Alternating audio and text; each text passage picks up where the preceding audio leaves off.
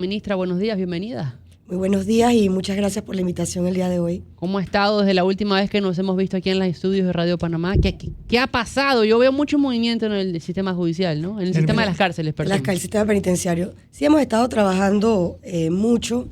A veces la velocidad que uno quiere imprimirle cuando no depende solamente de ti, sino de también lo que tienen que hacer otras instituciones del Estado. Lamentablemente, pues tenemos que adaptarnos. Pero vamos sacando, hay un compromiso con reducir el hacinamiento dentro de las cárceles, transformar el sistema y hacer los cambios que corresponden, y a eso nos hemos abocado. Ministra, yo voy a ir directo a un tema en particular.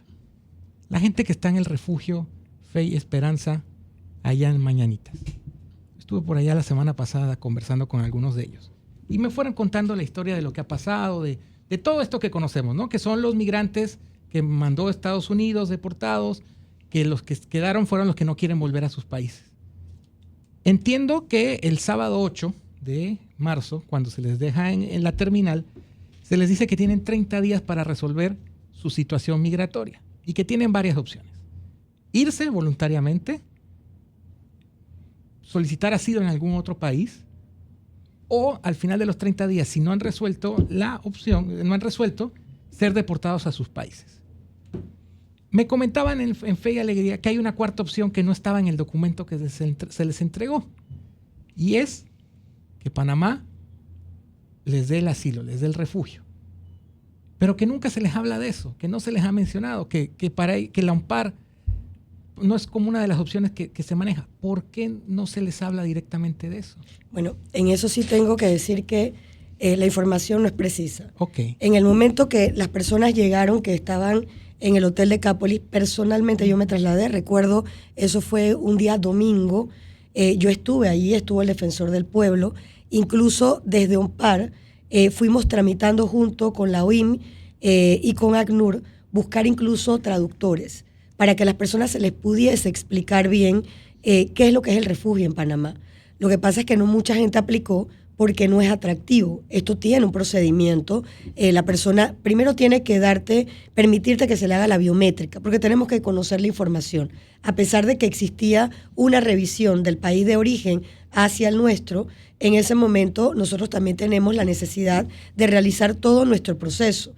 Y muchos no querían que se les realizara. Entonces, en ese sentido, tenemos que respetar. Para poder avanzar un proceso de solicitud de refugio que se le considere para ver si es viable o no, porque tampoco es que el refugio se le da a cualquiera, tiene que cumplir con una serie de condiciones.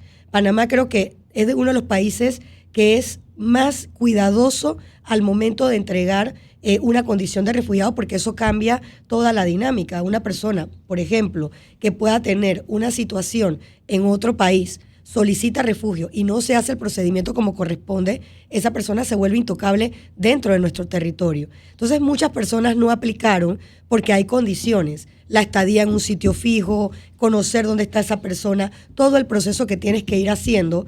Para muchas personas pues no le fue, incluso nos decían, yo voy a hacer mi trámite, pero yo voy a pedir mi condición de refugiado en otro lugar distinto a Panamá. O yo tengo familia en otro país. Entonces, no es cierto que no se les dio en su momento toda la explicación, y se lo digo porque yo estuve ahí en el hotel. Y ahora, aquí me preguntaba, ¿AMPAR es la Oficina Nacional para los Refugiados? Es para refugiados. El tema es cuando ya la persona, para nosotros poder entrar, la persona tiene que invocar que ella desea que se le empiece una evaluación para ver si cumple con la condición. Bueno, ahora, tienen 30 días para resolver, que eso es a principios de abril más o menos. ¿Ha habido nuevos acercamientos? ¿Ha habido alguna nueva gestión? ¿Algo? Son 64 los que están ahorita allá en Mañanitas. Muy poco. La verdad que lo que hemos visto de las personas cuando lo dejamos que se hizo el traslado, solamente 13 personas habían solicitado en ese momento, y de esas 13 la mayoría había desistido. Entendemos la situación, por ejemplo, de mujeres que venían de algunos países que es un poquito más conflictiva su situación. Es una realidad que se conoce a voces. Saliste por una situación, te fuiste a Estados Unidos, ahora te tocaría regresar a ese país, pero incluso ellos mismos han estado buscando otras opciones, porque quizás al tener esa condición de refugiado en Panamá, se te limita, no, por ejemplo, no podrías estar saliendo y entrando. Eso automáticamente te hace perder esa viabilidad de que tú puedas tener condición de refugiado en Panamá. O sea, no es que vas a entrar, hago mi trámite y yo voy a dedicarme a estar visitando otros países. Tienes que tener permanencia aquí hasta que se dé pues la condición y se haga el estudio. Y estas personas, hasta que se dé la condición de refugiadas, están a cargo de migración, o en las que se quedaron en el país, que vinieron de Estados Unidos, en estos momentos se encuentran, se les dio un permiso temporal para que buscaran la forma de salir del país o cómo. No, Panamá siempre ha tenido, nosotros, lo que pasa es que existe una serie de convenios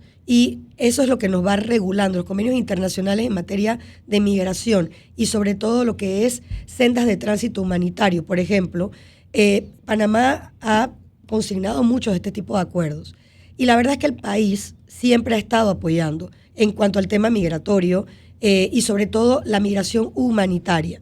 Entonces, esto es normal, que se dé ese permiso para que la persona, pero en calidad de un permiso humanitario, porque recordemos que esas personas no llegan en la condición que va entrando el resto. No digamos que es una condición ilegal, porque ellos fueron trasladados, pero sí es irregular. Entonces, se le concede esto para que efectivamente pues, puedan realizar el trámite y se les da la facilidad también por parte de Migración para que conozcan. Como les dije, nosotros no solamente somos los que intervenimos. Estos organismos internacionales como la OIM, él también entra a velar porque se le garanticen los derechos a estas personas y facilitan. El que se quiere ir de Panamá, incluso son estas organizaciones que hacen los trámites para conseguirle el recurso del pasaje, por ejemplo. ¿A Panamá qué le corresponde? Nosotros facilitamos también, por parte de Migración, todo lo que son los salvoconductos para que esas personas que no entraron con una condición regular y que no van a contar de repente con ese trámite regular, se les pueda ir agilizando ese camino hasta llegar a su lugar de destino en un momento determinado. Esta situación en particular con los migrantes bueno, y ellos ni siquiera hablan de deportación, los migrantes extraídos de Estados Unidos a Panamá, es totalmente distinto a lo que hemos visto en cualquier otro instante. ¿Qué aprendizajes o cómo se maneja en la legislación local? Porque es muy diferente a todo lo demás. Mira, se está manejando igual como lo hemos hecho en situaciones donde nos ha tocado, y no es que la condición de lo que pasó en Estados Unidos con ellos, o la realidad de la toma de decisiones de Estados Unidos con estas personas que salen del país y llegan a Panamá, pues fue un tema que es propio de Estados Unidos, son decisiones de ese país. En Panamá nosotros no es la primera vez que vemos situaciones similares a esta, porque a través de la frontera con Darién hemos tenido que estar viendo esa migración por personas, por ejemplo, en momentos de situaciones con la guerrilla, en situaciones de personas que sienten que existe un peligro y hacen ese tránsito irregular. En esta ocasión, pues están llegando, ¿sí? Los ponen en un lugar fijo, que era lo que yo le decía a la gente. Al final, a Panamá le corresponde por su condición y por ese compromiso que tiene con apoyar a la humanidad, nos corresponde ser alguna alternativa en el momento. Esa gente sale de Estados Unidos, no las podemos dejar en el aire. Tenían que llegar a un punto y Panamá lo permitió, no solamente Panamá, otros países también de la región. El Ministerio de Gobierno ve temas de derechos humanos. Es correcto. Allá en Mañanitas, en el Fe y Alegría, ha estado Human Rights Watch. Human Rights Watch alega que ha habido múltiples violaciones a los derechos humanos de estas personas. Y no que las haya cometido el Ministerio de Gobierno, porque ellos argumentan que, por ejemplo, en San Vicente hubo, que son cosas del Ministerio de Seguridad, pero todo eso incide en el Ministerio de Gobierno, ¿no? La parte de los derechos humanos y estas quejas que podrían haber o que podrían existir en el futuro. Mira, nosotros tenemos que entender que las personas que llegaron a Panamá, o sea, salen en una condición, ellos se fueron buscando su sueño americano, llegan a Panamá y le destruyes tus sueños porque estás saliendo. Algunos dejan familiares atrás, dejan la vida que conocían atrás y definitivamente se van a sentir siempre vulnerados. Que me digan a mí que Panamá no ha protegido, no solamente a través del Ministerio de Gobierno, sino a través del Ministerio de Seguridad, es un tema de la percepción y entender que esas personas han sido golpeadas en ese momento en todo lo que era la vida que conocían. Te voy a poner un ejemplo pequeño. Ellos hablaban mucho de que, por ejemplo, no los dejaban ni bañarse en privacidad, ni siquiera ir al baño en privacidad. Uh-huh. Que quitaron las puertas de todos los baños y que siempre había un agente vigilándolos, hombres y mujeres, en el momento en que, por ejemplo, se tomaban una ducha. Mira, por eso te digo, al final de ese tipo de denuncias de haber existido, y nosotros tenemos gente que está observando. El ministerio, si bien es cierto, no todo el mundo está solicitando lo que es el tema del refugio, sí tenemos que estar allí presente con nuestro equipo por si alguien invoca esa solicitud. Ministra, teniendo ese tema y esta ocupación que tiene a Panamá en un problema que no buscó, simplemente que se encontró, tanto migrantes de un lado, migrantes para el otro. En la ocasión anterior que la tuvimos aquí en Radio Panamá, yo le hice la consulta respecto a un tema que, si bien no es mediático, sí llama la atención. ¿Cómo avanza la reestructuración de las oficinas del Ministerio de Gobierno? Bastante avanzado. Porque, perdón que la interrumpa, se había hablado de que se habían mudado hacia un edificio en Condado del Rey, en Centennial. Usted aquí en la entrevista anterior dijo que el edificio al que se había mudado no era apto para oficinas públicas y que se avanzaba en la remodelación de la estructura original en el Casco Antiguo. Es correcto. Yo estoy despachando desde Casco Antiguo. Yo me mudé con parte del equipo, llamémoslo el de toma de decisiones del ministerio, se encuentra actualmente allá porque tampoco podíamos impactar el área de Casco con una movilización masiva de todo el edificio. Ahora bien, nosotros encontramos el ministerio con un contrato que está vigente de alquiler. Yo tampoco puedo desconocer esa realidad. Ese contrato está para vencer en el 2026. Es decir, yo este año ya tengo que buscar a dónde yo voy a llevar al resto del edificio. Y efectivamente, pues en eso estamos nosotros actualmente, buscando ya no con un alquiler, sino de toda esa infraestructura que tiene el Estado, que no me debe costar dinero más allá de ese mantenimiento y los gastos regulares de uso de un edificio de estos. En eso es lo que estamos ahorita para yo poder cambiar y movilizar al resto, porque yo necesito ahorrar. Fuentes de ahorro para mí es precisamente el tema de alquileres. En el Ministerio de Gobierno a eso nos hemos abocado, no solamente con la estructura administrativa como tal, sino también de otras entidades, por ejemplo, correos.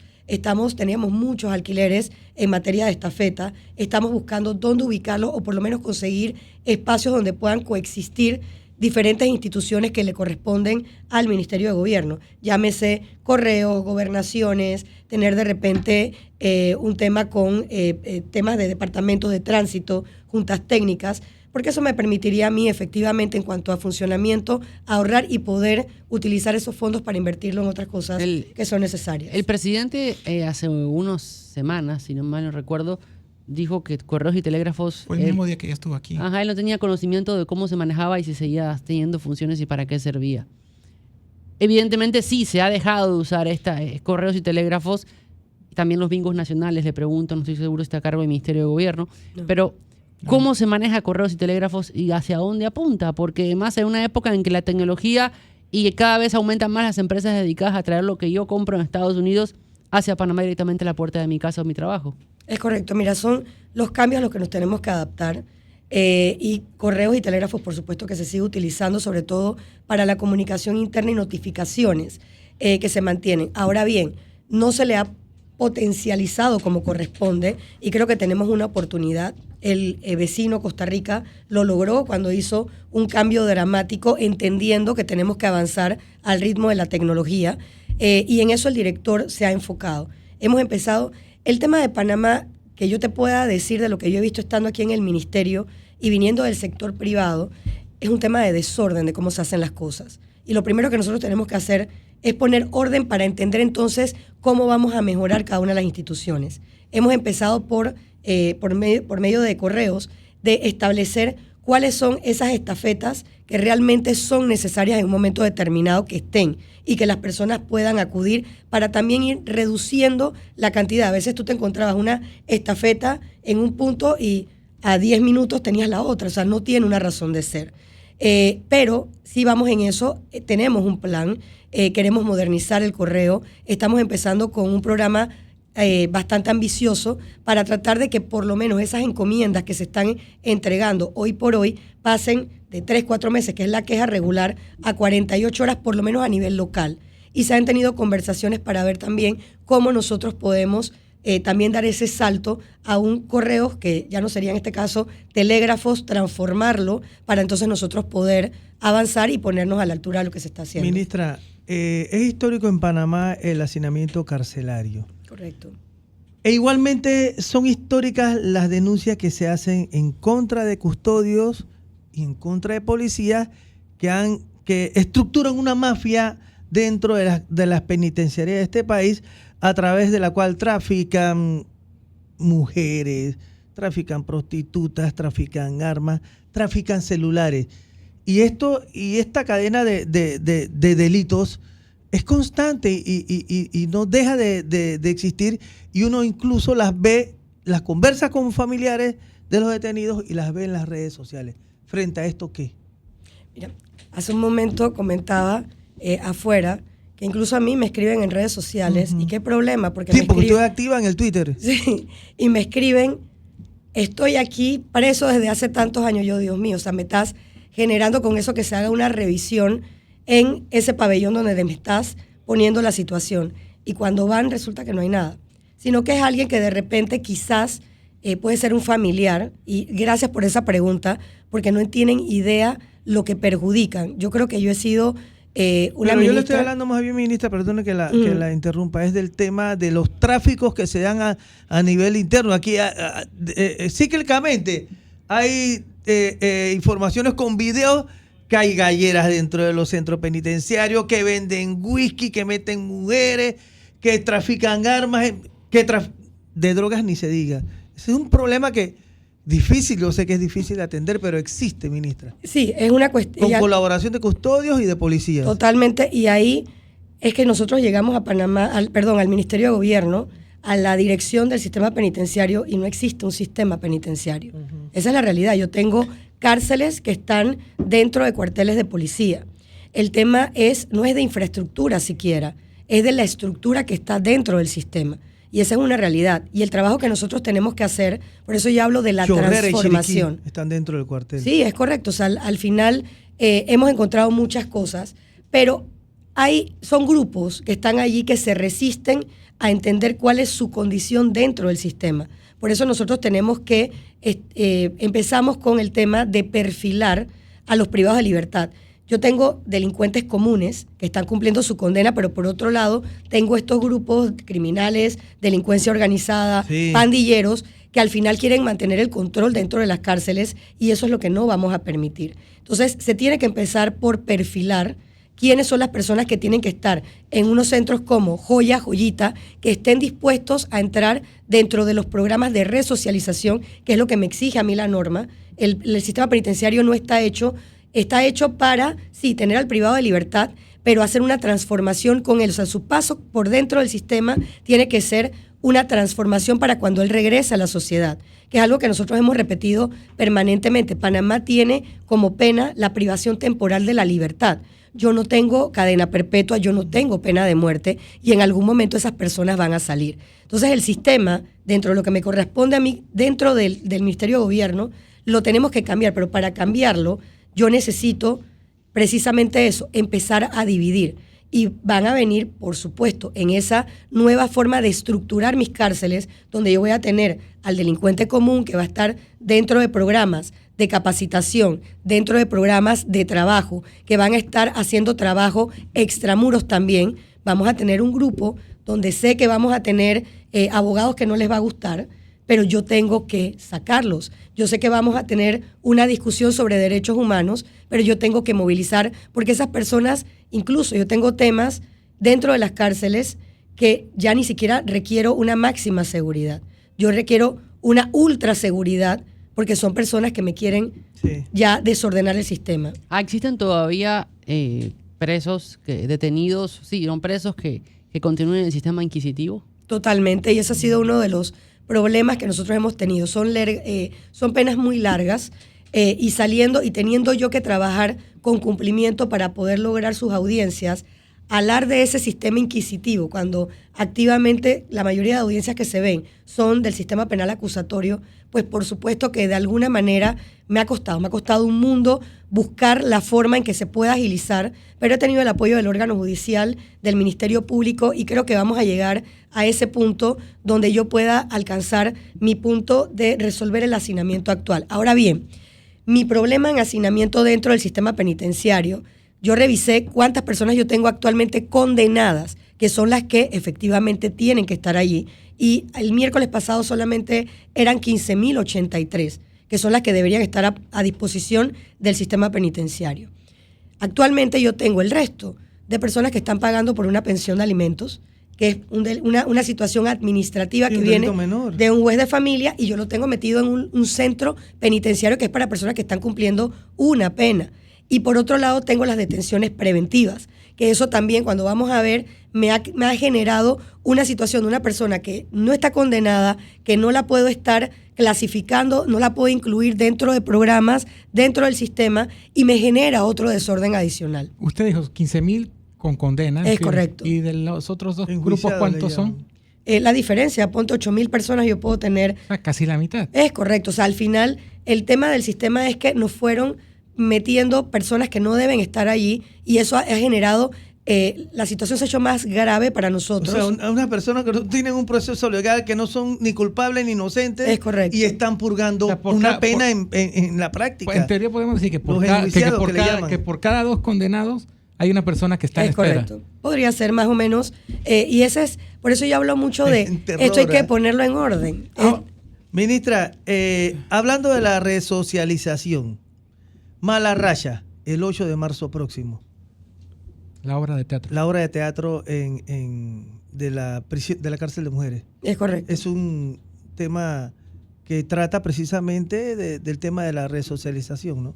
Es correcto. Mira, yo me he encontrado dentro del sistema, salvo aquellas pocas excepciones, porque sí lo quiero decir, son muy pocos los que quieren dañar lo que estamos haciendo adentro. Y por supuesto hay gente que no le gusta lo que se está haciendo. Sin embargo, con la experiencia que yo he tenido con ese trabajo mano a mano, sobre todo dentro del Centro Femenino El Cefere, con los grupos de trabajo de La Joya, La Joyita, los que ya hemos podido ir sacando a hacer trabajos productivos y este tipo de proyectos, definitivamente que lo que se está haciendo adentro es hermoso. Hay mucha gente que quiere esa segunda oportunidad. Y la obra definitivamente pues es ese mensaje.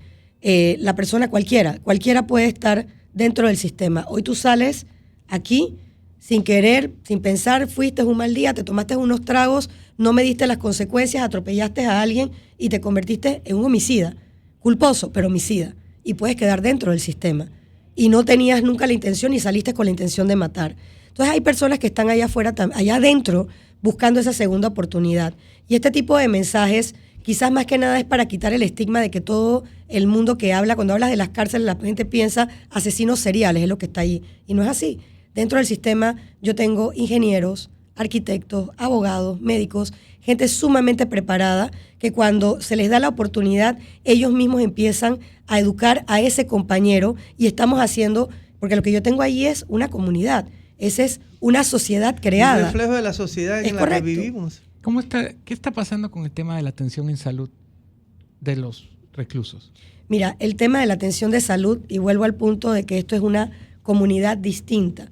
Las enfermedades que tú vas a ver dentro de un centro penitenciario no son las enfermedades que tú ves acá. Un resfriado dentro del sistema a mí se me puede complicar mucho más, se puede evolucionar a situaciones de emergencia y de urgencia, porque precisamente estamos en hacinamiento, las condiciones que manejan las cárceles no son las mejores y es complicado.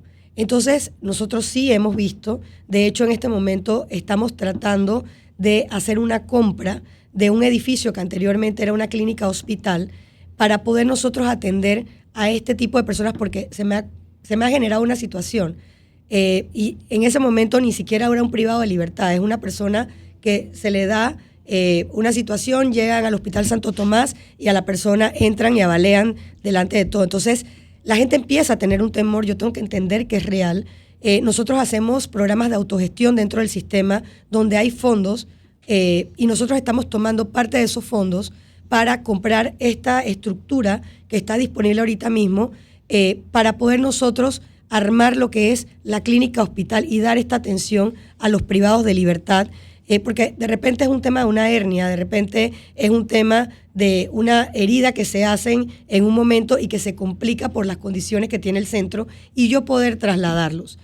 Cuesta un poco, la burocracia a veces limita a poder actuar más rápido de lo que se quiere, pero estamos hablando ya con, casualmente, el ministro Boyd para poder organizarlo de manera tal que se le pueda dar la atención y que no le cueste al Estado, que lo podamos nosotros manejar con los programas de autogestión que generan dinero dentro del los sistemas penitenciarios, de las cárceles, y nosotros poder utilizar eso para este tipo de temas, salud penitenciaria, porque es un sistema de salud totalmente diferente a el sistema de salud regular. Cárcel de Colón y cárcel de Penonomé. ¿Cuál es la situación de ambas? Mira, nosotros estamos, se conversó en su momento con el presidente y una de las primeras tareas que me dio fue saca esa cárcel del centro de la ciudad de Penonomé.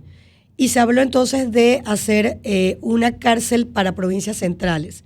Y estamos en eso, ubicando los terrenos. Próximamente este mes va a ser bastante movido para el Ministerio de Gobierno porque vamos a empezar a presentar ya a gabinete pues estos proyectos para poder avanzar con las construcciones de este tipo de cárceles.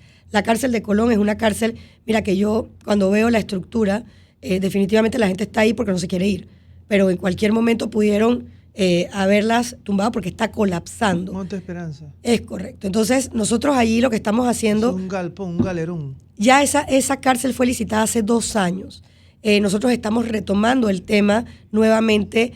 Estamos ahorita en una situación de avanzamos con el lugar donde está para que sea más rápido, lo movemos del otro lado, viendo el riesgo de que ya existía una adjudicación y, pues por supuesto, la empresa que se ganó esa licitación en algún momento pues tendrá que también ejercer sus derechos si decidimos hacer cambios o buscar la alternativa donde no golpee el país. Pero todo eso debe ocurrir este año. Pero perdón, Manolo, Manolo, la empresa usted dijo que se encarga de la obra, ¿no avanzó en la obra directamente? Sí, lo que pasa es que esas obras al final tienes diferentes tipos de avance. Tú entras, eso se licitó diseño, construcción de la obra, entonces estuvieron en el tema del diseño, se estuvo haciendo estudios. Colón tiene una situación muy particular, tiene áreas que son inundables, habría que escoger bien dónde ibas a hacerlo. Se estuvo en la búsqueda de esa tierra, en el momento se había decidido por una, pero resulta que tenías que hacerle una limpieza porque fue área de polígono y tenían todavía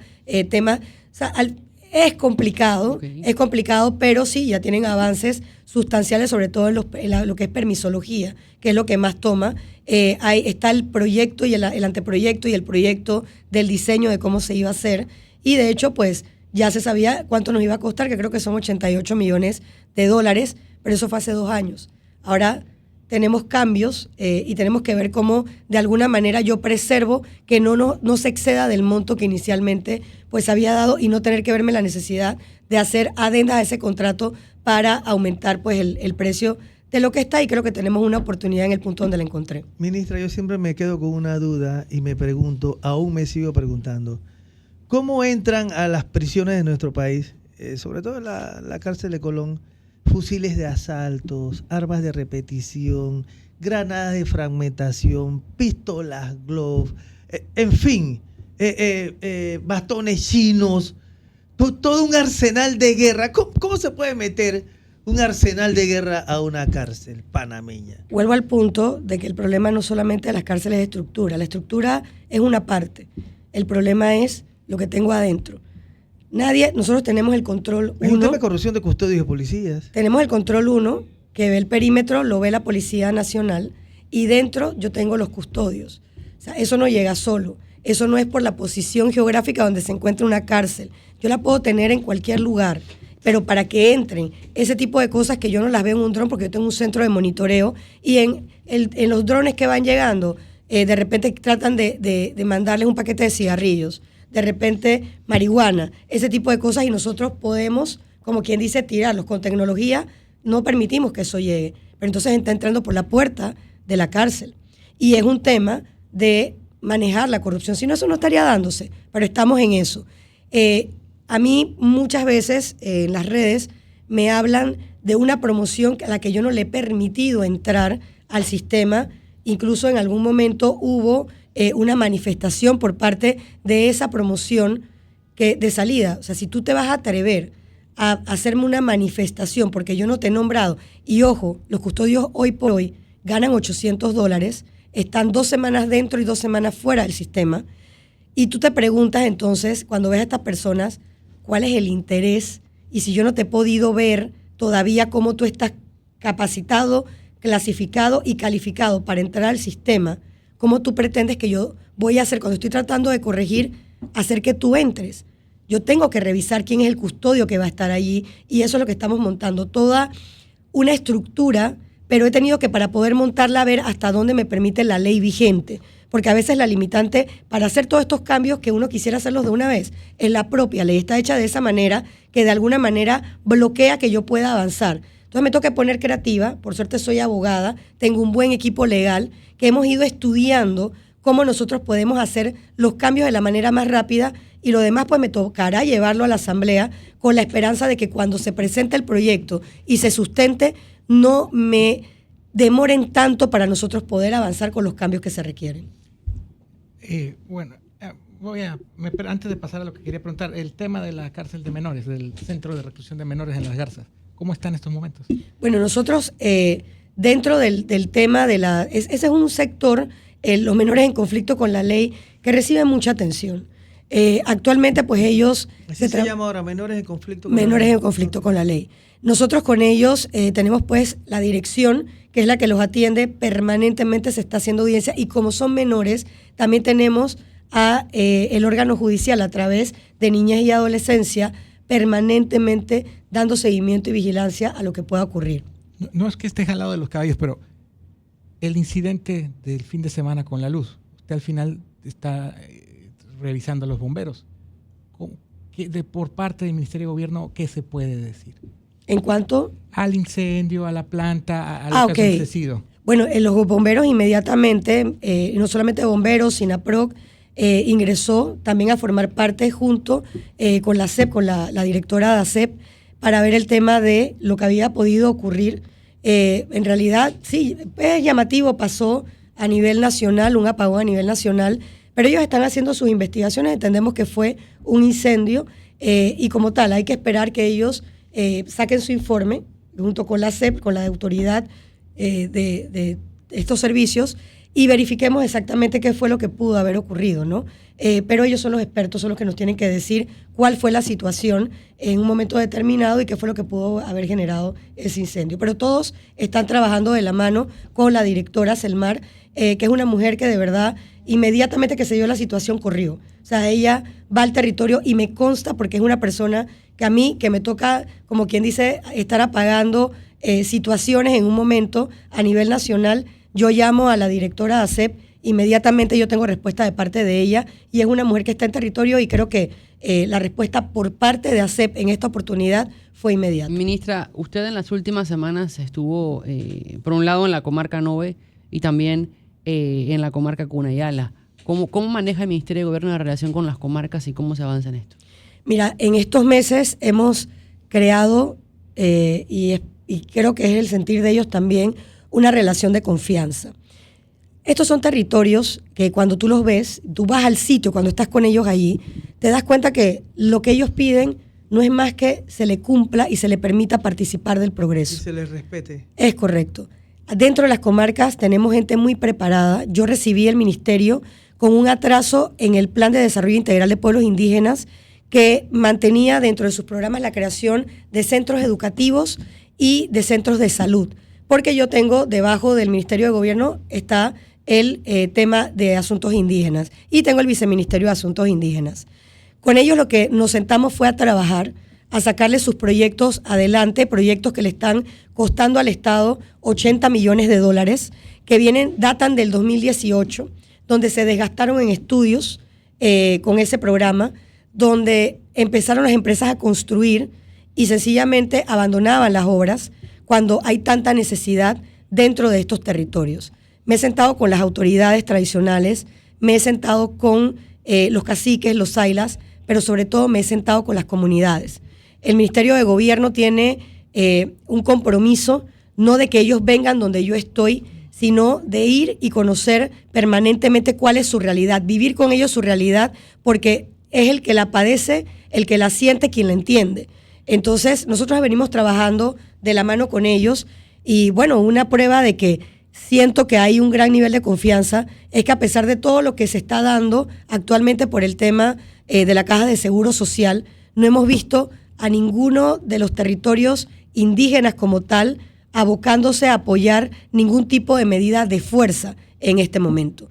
Y es por eso, porque hemos estado trabajando con ellos de la mano, ellos están viendo que lo estamos haciendo y actualmente pues ellos, salvo aquellos que pertenecen pues a alguna organización que vaya a participar, que es una minoría, mi población indígena es casi el 15% de la población panameña, y en este momento ninguno está en una posición de participar ni en protestas masivas, ni en cierre de calles, ni afectar como medida de presión al resto de la población. ¿El ministerio se involucró en el tema de lo que pasó con el rey Naso, que fue detenido? ¿Hubo acercamiento por parte de ustedes? Por supuesto que a nosotros nos toca no involucrarnos en el tema legal que él está viendo con el Ministerio Público, porque eso es una investigación que se está llevando adelante. Sin embargo, sí nos toca por un tema de límite, porque todo empieza en su momento por la discusión de los límites de los territorios entre un particular y los grupos indígenas. Fuimos a ver, como usted bien lo dijo en su momento, al Ministerio de Gobierno le toca garantizar los derechos de todos, siendo este un sector que maneja el Ministerio de Gobierno, pues por supuesto que yo tengo que ir a ver que se esté respetando sus derechos, sus garantías, incluso que se le esté pasando la información a este grupo más que nada en un idioma, un lenguaje que a ellos les sea entendible, porque recordemos que se le va a hablar en español, muchos de ellos hablan bastante bien el español, pero hay otros que pueden estar en el proceso que no los conocen.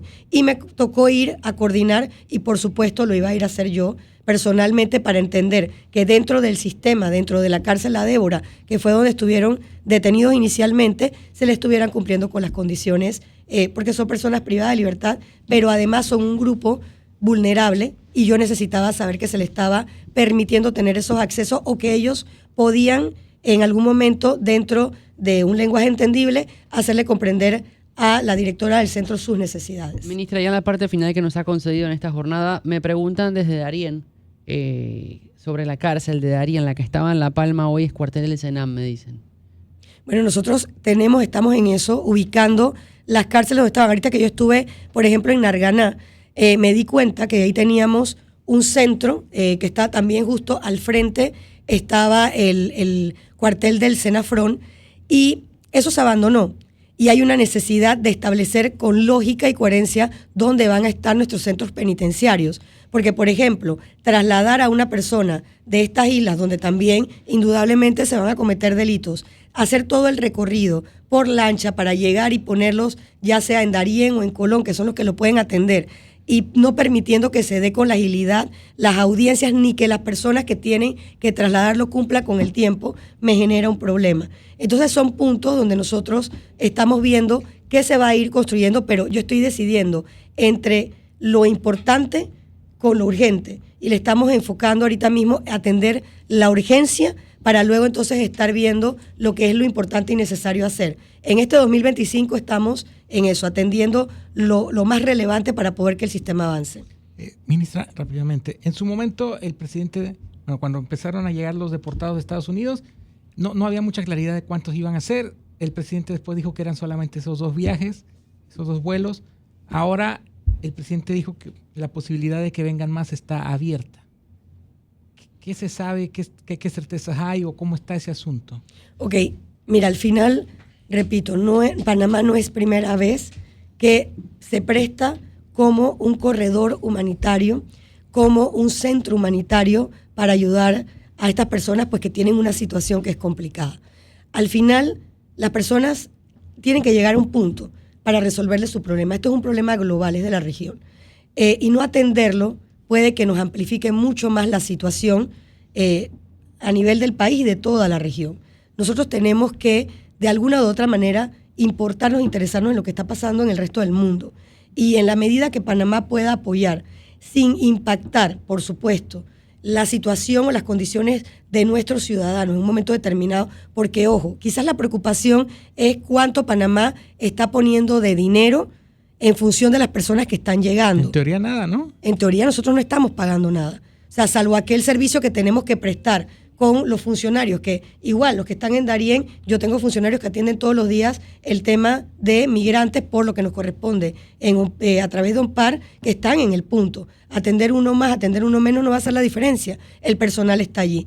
Pero que Panamá esté gastando dinero, porque estamos recibiendo ese tipo de personas, ahora te lo comparo, yo estoy recibiendo personas que han sido verificadas aquí en Panamá.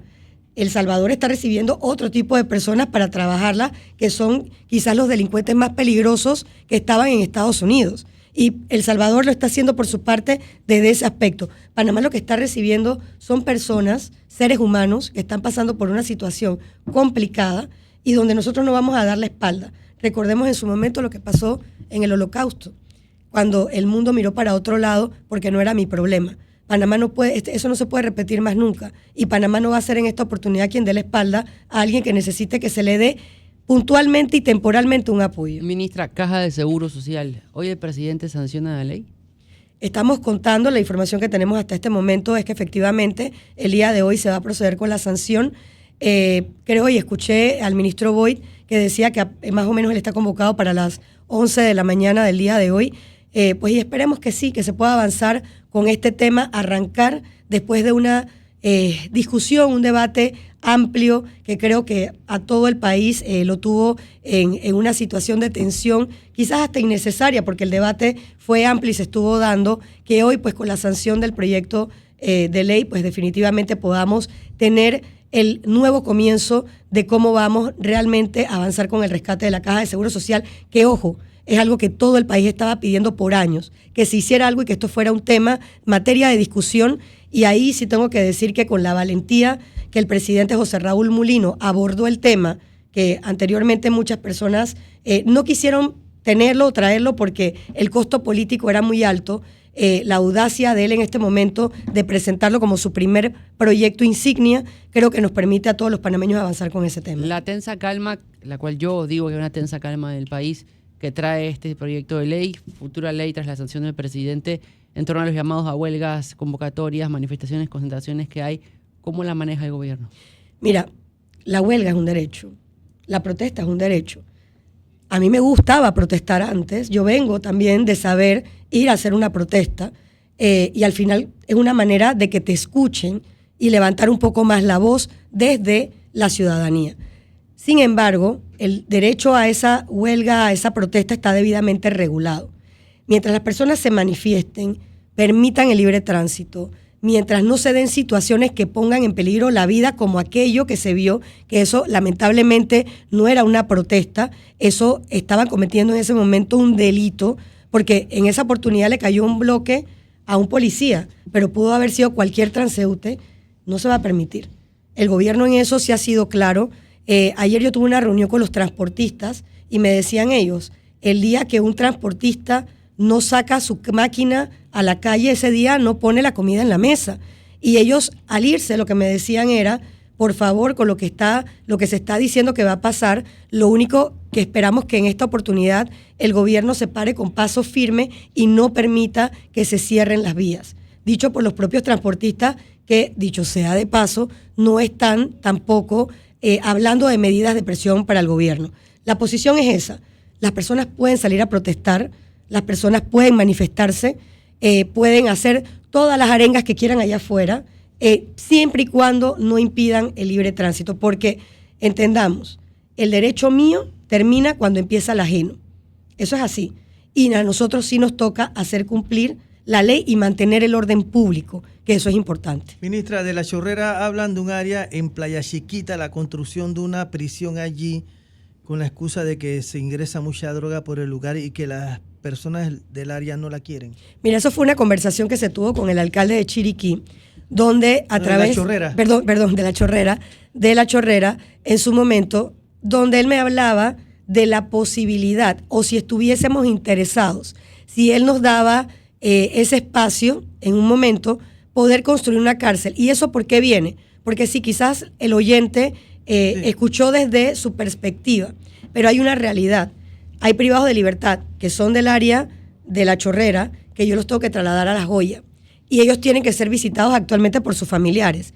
Entonces el alcalde, me imagino que su solicitud o esta iniciativa para poderla presentar dentro de una conversación con el Ministerio de Gobierno para posteriormente hacer la consulta ciudadana, que a ellos sí les corresponde hacer, si se aprueba o no, surge precisamente de aquellos que le fueron a tocar la puerta para pedirle que se construya una cárcel en su lugar porque les afecta esa movilización todo el tiempo para ver a sus familiares. Ahora, hay muchos lugares que a mí me están pidiendo que se construya una cárcel. Las provincias quisieran tener a los familiares visitando sus privados de libertad allí, en el punto, porque es una forma de no hacer extensiva la condena a la familia. Sin embargo, yo no puedo hacer cárceles en todas partes. Entonces son decisiones, son conversaciones que de repente se pueden dar. Ahora bien, quizás él lo ve de que yo no quiero una cárcel. Tener una cárcel, contrario a lo que muchos piensan, uno, te da un perímetro de seguridad, porque nosotros tenemos que tener policías, tenemos que tener más presencia dentro del sistema. Y aparte, tener una cárcel también, salvo lo que la gente piensa, que es que me vas a empeorar mi situación. El área, las cárceles son un negocio. Hay negocios dentro de las cárceles, empiezas a hacer economía circular dentro porque hay servicios que tienes que prestar a esa cárcel que se está llevando a un punto. Entonces quizás me han visto muy feo lo que es el sistema penitenciario y a veces hay que entender que una cárcel incluso puede significar una oportunidad para esa provincia, para esa comunidad que la está acogiendo. Antes de que terminar, hace unas semanas el propio Manolo reportó que se estaban haciendo adecuaciones al lugar donde estuvo en su momento Manuel Antonio Noriega. Uh-huh. El Renacer. En el Renacer. ¿A razón de qué o para quién o cómo? Yo estoy haciendo adecuaciones en todos los centros penitenciarios dentro de lo que he podido, porque entendemos que la situación del país no económicamente en estos momentos no es la mejor. También yo no... Pero me dice, se especulaba en ese momento... No es para ningún invitado VIP ni nada. Sí, por que era no para el expresidente Martinelli. Por ahora nosotros no tenemos, el expresidente Ricardo Martinelli. Miren, eso es importante que la gente también lo entienda. Él tiene una condición, el expresidente ni siquiera está dentro de la jurisdicción panameña. Él en su solicitud de asilo y cuando se le concedió sus temas, ahorita mismo de lo que pudiésemos ver, él está bajo el paraguas de Nicaragua.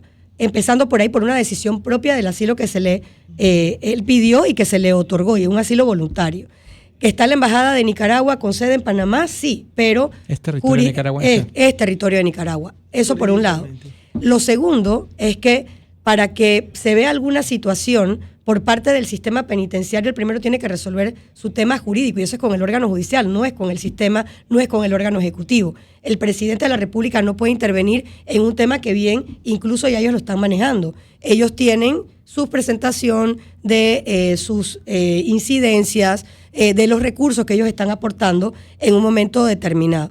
En el sistema, pues sí, yo hago permanentemente, trato de tener todo adecuado, trato de estarle metiendo ¿No era la la mano. casita esa para el señor Martinelli? Mira, si yo puedo utilizar, al contrario, les anticipo, yo quisiera utilizar esa casa para un proyecto dentro del sistema, que lo quiero combinar con... Yo la he visto, yo he estado en Renacer varias veces. Sí, y a mí me conviene incluso utilizarla para generar por medio de la Autoridad de Turismo un proyecto donde se crea ahí un restaurante. A mí no me interesa para tener a alguien preso, sino contar una historia de quienes han transitado por ahí y sacarle ese provecho también para que la gente pueda ver dentro de ese perímetro del Renacer histórico. Ahí estuvo Manuel Antonio Noriega en su momento. Y antes de él, Lester León Griff, famoso la novela Camborra Gun de mi pariente Joaquín Beleño Cedeño. Ahí me encantaría, pues por supuesto, utilizarla con otro significado distinto a que sea para que alguien la ocupe, porque creo que tiene un valor turístico que podríamos explotar muy bien y poder hacer una combinación de otras cosas que he visto en otros países, pero no. El sistema siempre tratamos de alguna manera invertir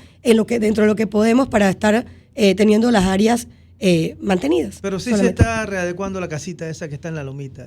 Esa y varias más. Y creo que esa era por un tema muy puntual, porque en realidad estamos avanzando en todo lo que es área verde, con un área que estuvo abandonada para poder ir pasando, porque mi intención es tener áreas dependiendo del nivel que haya avanzado. Cada privado de libertad ir haciendo un ejercicio con ellos. Así que, pero es toda el área esa que estaba en abandono, la estamos recuperando, como estoy recuperando también los talleres dentro del Renacer, que tiene áreas, por ejemplo, de banistería y que quiero que se reactiven nuevamente. Ministra de Gobierno Inosca Montalvo, gracias por este tiempo en Radio Panamá.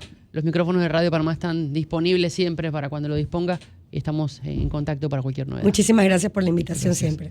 8:16 minutos a esta hora. Hacemos la pausa rápidamente porque tenemos más información para compartir Esto es Panamá Hoy, donde está la información. Recuerde que estamos en la nueva era de la radio a través de las frecuencias de Radio Panamá, a través de la cadena Radio Panamá que llega a Chiriquí de Darién, con nuestras emisoras hermanas, y en YouTube nos busca como Radio Panamá en el canal, se suscribe al canal y empieza a compartir la información. Ya regresamos.